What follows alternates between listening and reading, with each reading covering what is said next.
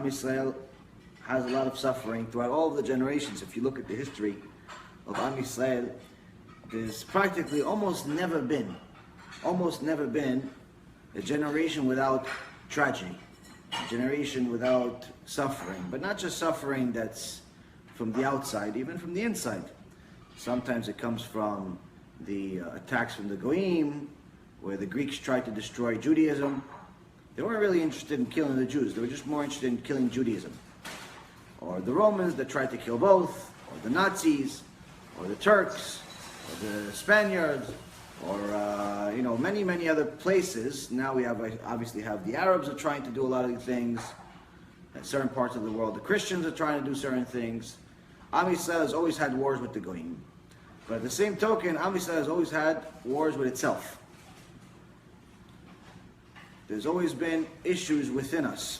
And sometimes the issues within us have been a bigger issue than the issues we have with the Goyim.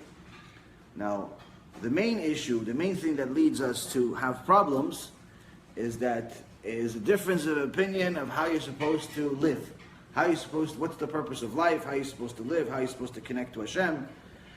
Some people believe that you're supposed to just live and let live mentality, where I do whatever I want, you do whatever you want, and good luck to you. Some people believe what it says in the Torah, which is if you're already going to call yourself a Jew, then you have to fall into the definition of what is a Jew. And this is a very big debate that really should be over in 2 minutes.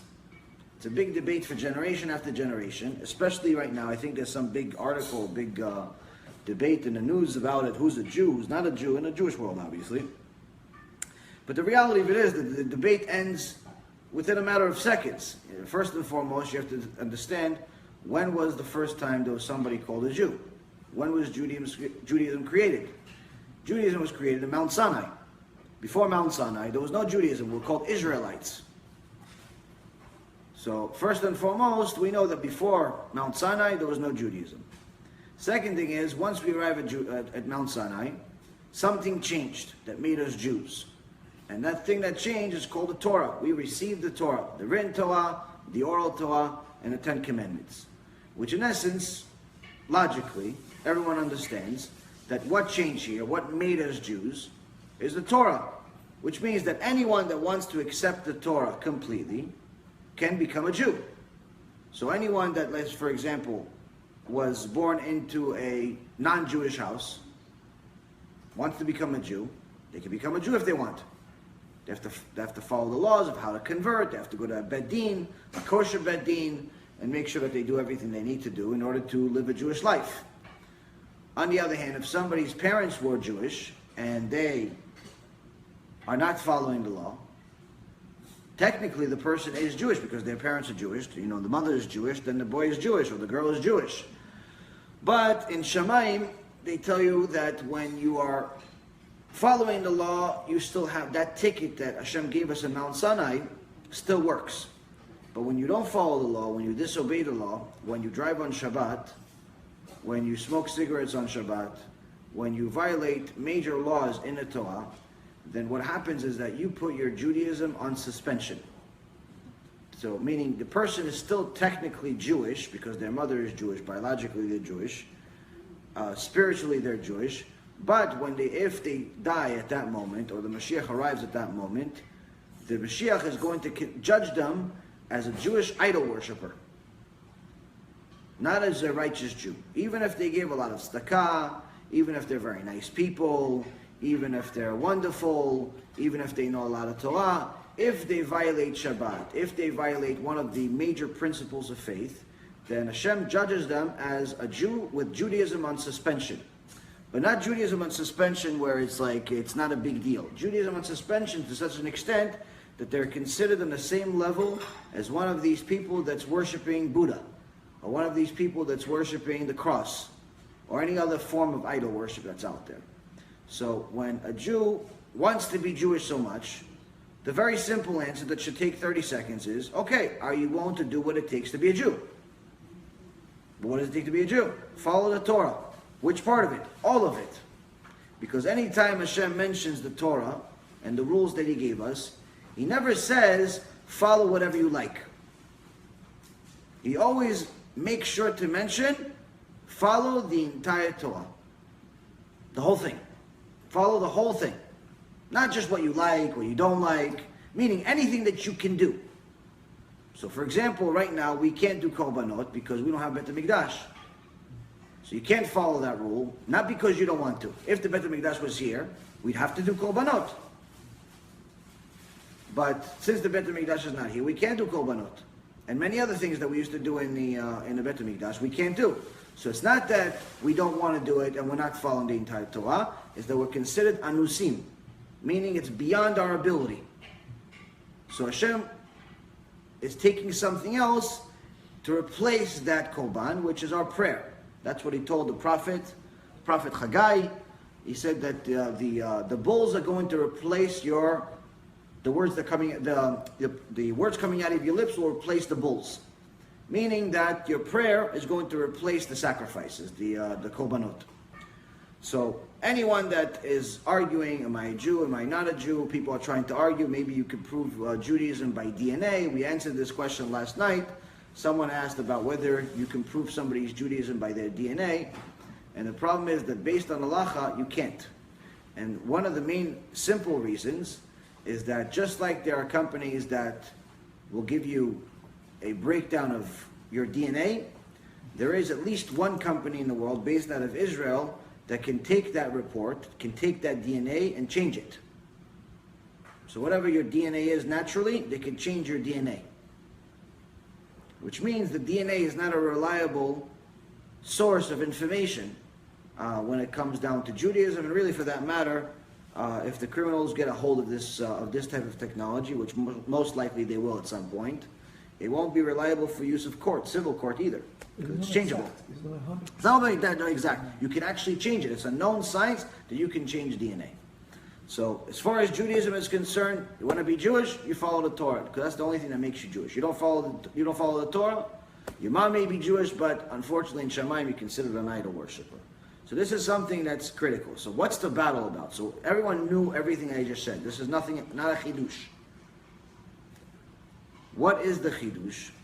The chidush is, how do you get people to do this? How do you get people to agree to follow this law? Now, the strategy since Moshe Rabbeinu's time has always been to tell the truth. Hashem's signature is emet. Emet means truth. That's his signature. So the strategy has always been emet, and to teach the emet. But at somewhere along the line, especially about 300 or 400 years ago, the way we deliver the emet changed. Where rebuking was removed from the equation, at least to a large extent, and telling the full truth as it's supposed to be said was no longer a way of doing it. People tried sugarcoating things. And this has obviously gotten much, much worse in our generation, in the last couple of generations, to such an extent that many people that are in the secular world, that are not educated in the Torah, think that the Torah is an elective. Think that the Torah is up to you. You want to follow it, follow it. You don't want to follow it, no big deal. The reality is that once you actually study the Torah and you hear the words of Hashem Yitbarach himself, you see that Hashem has quite a different opinion. Hashem did not say, if you want to follow the Torah, it's no problem. If you don't follow the Torah, it's no problem. It's quite the opposite. He says, if you follow the Torah, good. If you don't follow the Torah, you're considered dead to me. A Rasha, which is someone that doesn't follow the Torah, Hashem says they're considered dead even during their life. Even during the time of their life here, but in Hashem's eyes, they're considered dead. And the reason why is because it says their time here for this piece of meat that's living in this world is temporary. It's going to end. The eternity that I have set up for them is no longer the same. So today we'll continue learning our Musar series of how to get to this truth. What is the truth, Bemet? What does Hashem say? What does He want from us? What's the missing ingredient from a lot of the speeches that we hear, a lot of the teachings that we have in the world today, why is it that Am Yisrael is so secular to such an extent that when they did a recent study, they said that the actual country of Israel, and the Jews in Israel, unfortunately, are considered the most secular people in the world, which is the strangest thing in the world to say about the nation of the book. The nation of the Torah is everyone knows those are the Jews. They're religious. They've always been religious. You look throughout history. We invented religion. We got the Torah. Hashem gave it to us. Religion began then. Before Judaism, there was only idol worship. There was nothing else. Despite all the stupidity that people say, oh no, there was Buddhism before. No, there was no Buddhism. There was no nothing. There was idol worship, which was Buddhism anyway, and then there was Judaism.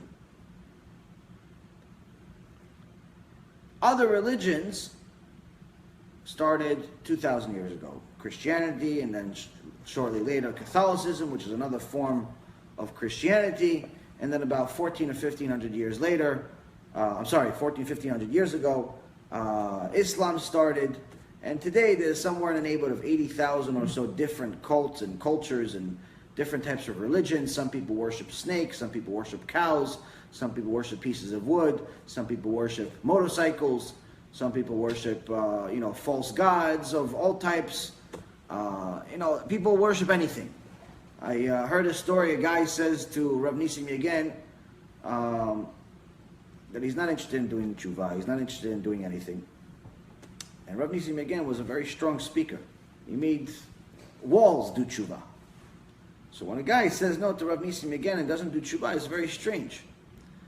And Rav Nissim again, Zecher Tzadik Livracha, tried very hard with this guy, nothing happened.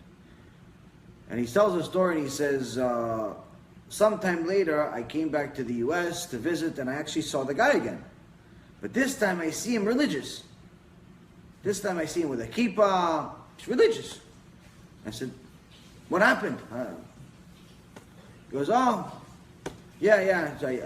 changed a lot since we last saw each other. He goes, yeah, who's the big rabbi that was able to crack the shell, to crack this cement? You weren't willing to listen to anything. Proofs, no proof, science, no science, whatever you want, nothing. He said, it wasn't a rabbi. It wasn't a rabbi.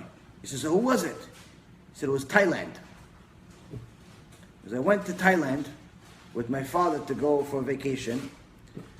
And as soon as I landed, I saw things that I never thought were possible.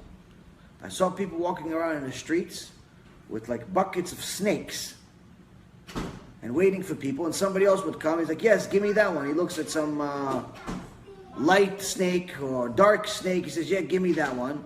He takes something, hits him over the head, takes a snake, hits him over the head, pours the venom into a cup, and the guy drinks it. The guy drinks the venom. He says, and then you start seeing all these strange things. Anything that walks, anything that moves, they eat it. Anything. If it stands, they worship it. He says, at that moment, I realized, thank God I'm a Jew. Thank God I'm a Jew. And that moment I became religious. We went home and I started looking what it says in our Torah. So when a person realizes the available choices out there, it's very easy to be a Jew once you know what it's all about. The problem is that most people don't know what it's all about, including many religious people. Many religious people, unfortunately, they follow a certain system of studying and learning and so on, and eventually, if you don't really dig deep down inside and actually start using what you're learning to improve yourself, then it just becomes monotonous. It becomes nothing. It becomes you become like a robot. Robot that prays every day. A robot that keeps Shabbat. A robot that wears certain clothing. There's nothing moving behind you. Now, the key to change all of that is Musar. The key to change all of the things that we are failing at, the key to change all types of things that go against the Torah, the key to change the world, the key to change ourselves is Musar. And the reason why is because Musar is applicable Torah. It's the divine self-help. And this is exactly, as Rabbi Yisrael Misalan says in his 6th chapter of this Or Israel, is that this is exactly what they stopped teaching a few hundred years ago. Applicable Torah. They'll teach you about Para Aduma that we don't have. They'll teach you about the Bet HaMikdash that we don't have. They'll teach you about the different significance of a etrog, which really all depends on whether you have money or not. If it's really significant, it costs more money. If it's not so significant, it's cheaper. Most people that are buying the really expensive one don't know what the difference between the expensive one and the cheaper one. They just want to show it off to people.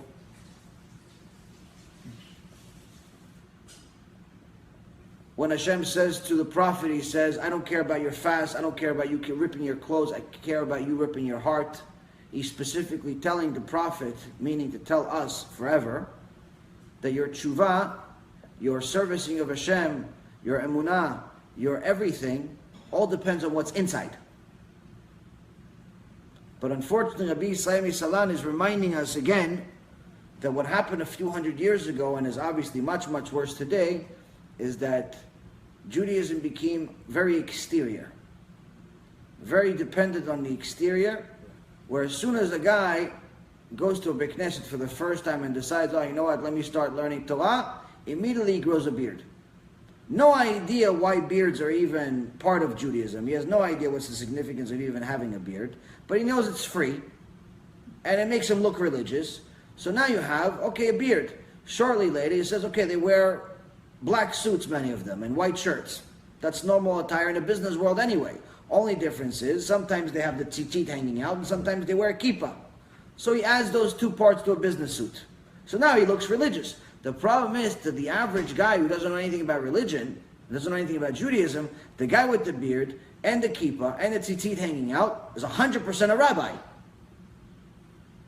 So when he asks him a question, and the guy invents some answer that he read in some philosophy class, the secular guy is going to take that answer to the bank. He's like, oh yeah, there's some rabbi answered me. I asked him, how come there's no dinosaurs in the Torah? And he said, yes, there isn't any. And see, there's a problem with the Torah because I see the bones. Well, first of all, he's not a rabbi. Second of all, he's an idiot. Third of all, you should look at the first chapter of the book, and it says Taninim Agdolim. Taninim Agdolim means giant reptiles.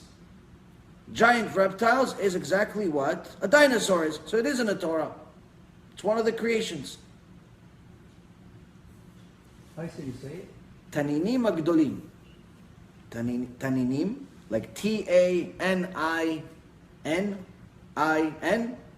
or M, I'm sorry, M as in Mary, and Gdolim, G-D-O-L-I-M. What in Torah and Bereshit? In Bereshit, I'll give you the verse. The verse is, I don't remember the verse off the top of my head, but I know it's in the beginning. So this was actually one of my major questions when I first started doing tshuva. You know, I asked multiple rabbis, where are dinosaurs in the Torah? One guy says, there's no such thing as dinosaurs. So I said, okay, there's no such thing as you having a brain, because there's bones in museums. What, they just made the bones? Even though technically that is true in many cases. Some of the bones that you see in museums are completely fake. But nonetheless, there is some validity to certain things. But the point is that if the bones are real, if they're all real, if some are real, whatever it is, dinosaurs are in the Torah. It's in chapter 1, verse 21. ויבא אלוהים את התנינים הגדולים ואת כל נפש החיה הרומסת. So it says, God made the, well, this is a really bad translation. 21.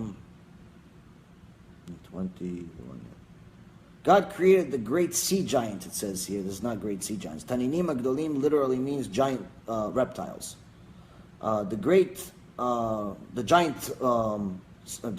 great sea giants, and every living being that creeps, with which the waters teemed after their kinds, and so on. But tanin means reptile. Anyone who speaks Hebrew knows that tanin means reptile. It doesn't mean sea giant. So sometimes you have bad translations. Point being is that people take Judaism based on exterior, based on how you look. If you wear a kippah, you're a tzaddik. You don't wear a kippah, If you have a beard on, you're already a Talmid Chacham. You don't have a beard, how could you know any Torah? I even saw somebody make a comment on Rabbi Mizrahi, one of his shiurs, and this guy was a religious guy. He looked religious. The guy making the comment looked religious. How did he look religious? He fit the bill. He had a kippah, he had a beard. And he makes a comment, and he says, how can you listen to somebody teaching Torah if he doesn't have a beard? This is actually what he said in a public comment. Aside from the fact that this is complete foolishness, because many of the giant sages in history did not have a beard. Beard is not a commandment in the Torah. It's been considered part of Chassidut. It's not obligation. But aside from that, what do you think? Even if, let's say, for example, let's just say that having a beard was something you were supposed to do as a Jew. What do you think would be worse? Not having a beard or embarrassing somebody in public? You understand? So when Judaism is based on exterior, we fail. We fail miserably. Because we don't know who's religious, we don't know who to ask questions, we don't know anything. So the best thing to do is to go to somebody that actually is a real rabbi. It's number one. Number two, even more important than that, is to actually start doing research yourself. Open the books. Open the Gemara, open the Shulchan Aruch, open the Tanakh, open the Sifrei Tzadikim. See what they say. And you'll see that what they say, unfortunately, is very, very different. Very different tone, very different language than what many rabbis, including Orthodox rabbis, say. Many times people tell me, why are you speaking so harsh about someone that violates Shabbat? Why you speak so harsh about someone that does this or that? I said, me? I never spoke harsh about anybody in my life. As far as in religion, what do I care if you keep it or not? Because what do you mean? You said Mechalel Shabbat is an idol worship. I'm like, I didn't say it. I just repeated what God said. I didn't come up with it. You look at the Rambam in Chot Shabbat, chapter 30, this is what he says. You look at every Shabbat book ever written in the previous generations, this is exactly what they say. You look at the Shulchan Aruch, the book of laws that we have, in 7 different places it says it. I didn't make it up. Rav Mizrahi didn't make it up. This is what it says. I say, somebody tried to, I guess bust my chops today. And he, I guess it was posted somewhere that to watch our Kiruv movie. Our Kiruv movie is like a 14-minute movie about the significance of doing Kiruv and helping people come back to Hashem and do tshuva. And this hero says, but does that mean Kiruv through love or through screaming Gehenom? He's specifically addressing me, calls me by name. He's like, is that about love or is that by screaming Gehenom to people? Implying that I scream Gehenom in every shiur apparently. I guess he hasn't watched many of my shiurim, but okay. Now, here's the thing. If you look at what they say in the books, it's 50 million times worse than what I say. What I say is Gan Eden, next to what the sages wrote. Gan Eden. What I learned today with Rav Ephraim, I can't tell you.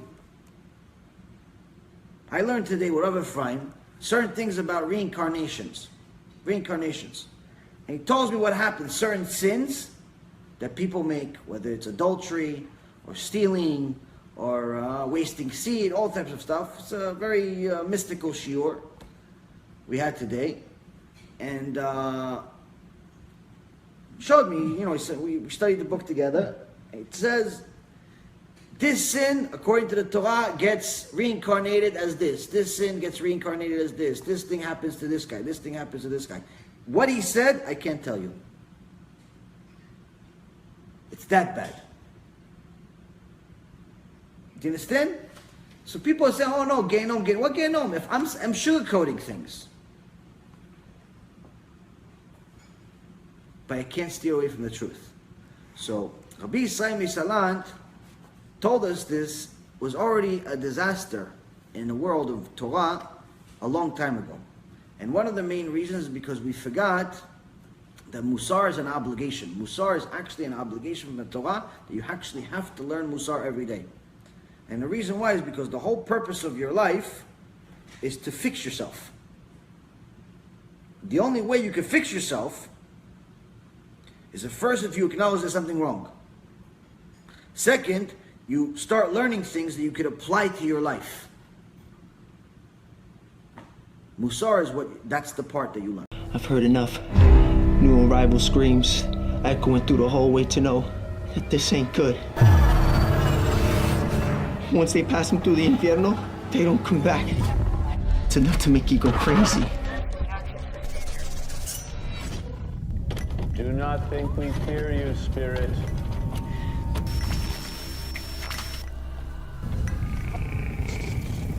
We know your power is born of evil. This is your last night in the land of the living. You understand me, malevolent demon?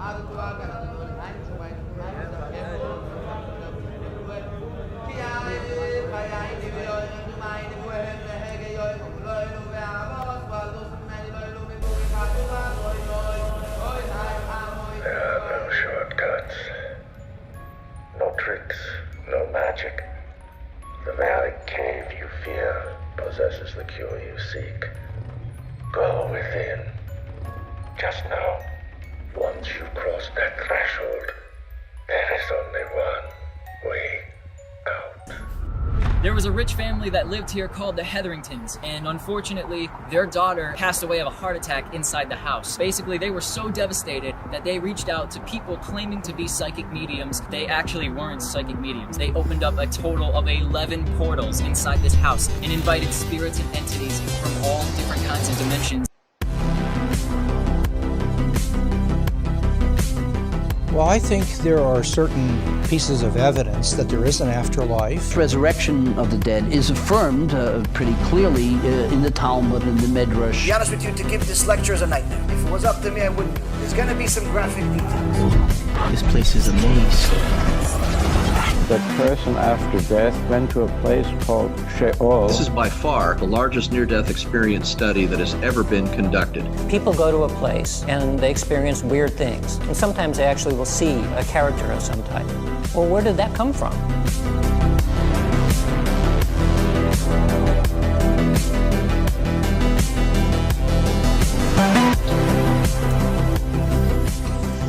I don't know why that one chain is swinging back there.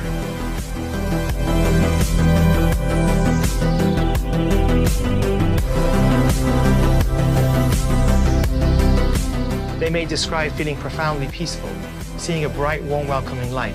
Some people describe watching doctors and nurses working on them with incredible accuracy. Next thing I knew, I was above my body watching the operation. How long did you feel like you were gone? I went to a place of timelessness. And so what that means, it could have been a second, could have been 5 minutes. I don't know.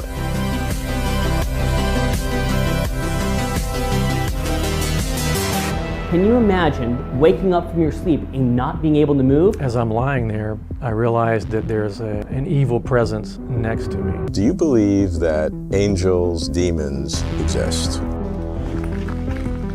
Holy shit, dude, get out of here! Oh my god, dude! Strange things keep happening. Bizarre nightmares, as if I'm on fire in the woods. Whoa, what the hell is this? Man, I've got bad chest pain. Satan's Hollow is what it's called, the portal to hell. Some people calling it an eye of fire, while others said it looked like the portal to hell opening up. And the next thing I know, I was outside of my body, looking at my body.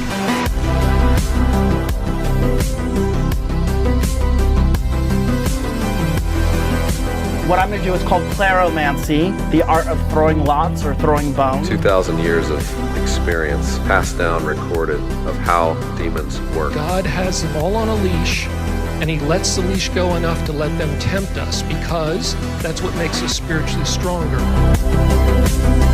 I'm trying to be as graphic as possible so you understand what we're talking about. It's your ticket to reality. It's your ticket to freedom. It's your ticket to immortality. Is there an afterlife? Is there a It's God? the type of information that can keep you away from the Yetzirah. What happens to us after we die?